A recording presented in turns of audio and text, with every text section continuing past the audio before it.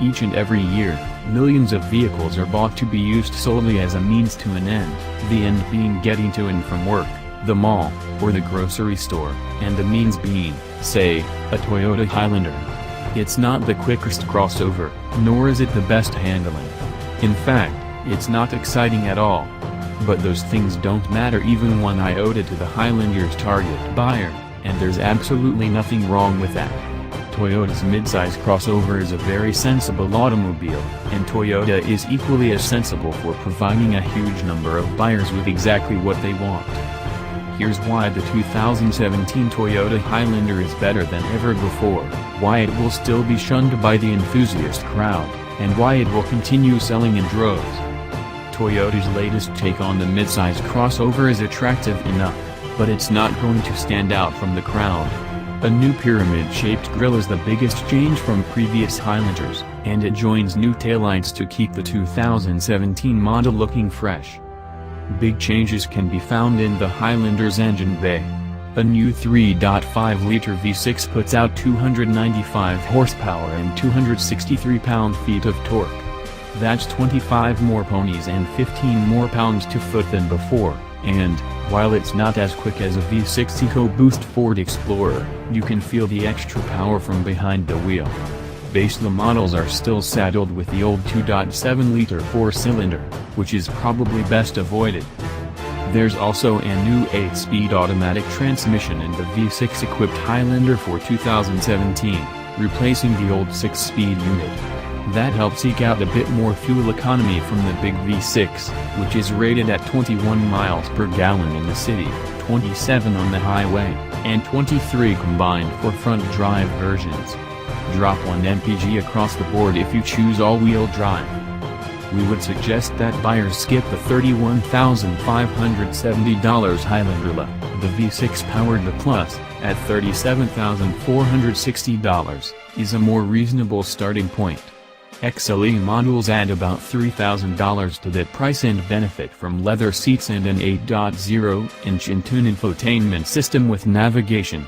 The gas-only range tops out at the $44,080 limited model.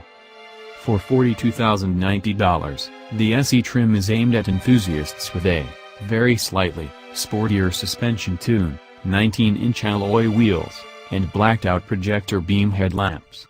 This is the model pictured in our image gallery above. As before, a Highlander hybrid is offered beside the standard gas-powered models. A total of 306 horsepower means the Highlander hybrid is both the most powerful and the most efficient version offered. The EPA rates the hybrid at 29 miles per gallon combined. Base price for the hybrid is $37,210.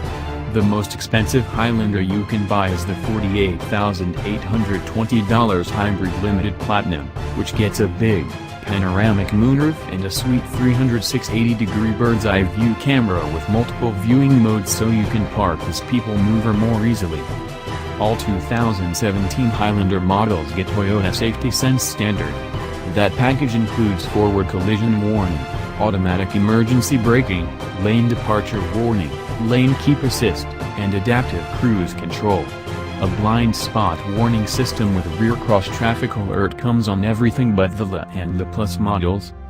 There's an eco-driving mode that might allow you to match the EPA's estimated fuel economy figures, but it makes the throttle feel so lethargic that we quickly turned it off.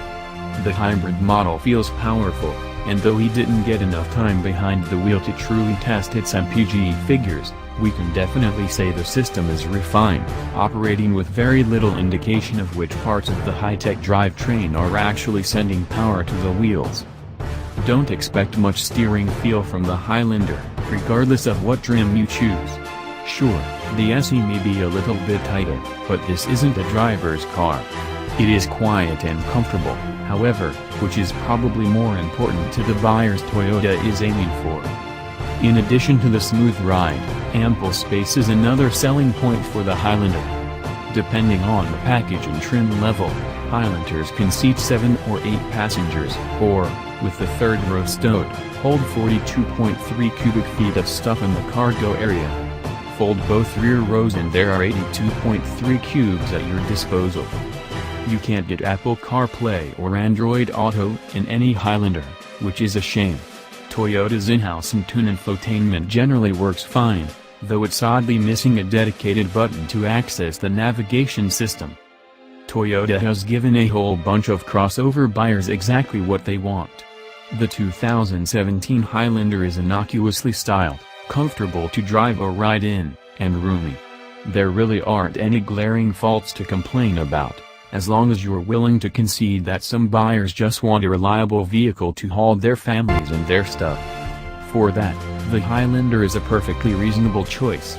But if that's all you want to do, you really should take a look at the equally unexciting but even more practical Toyota Sienna minivan, too.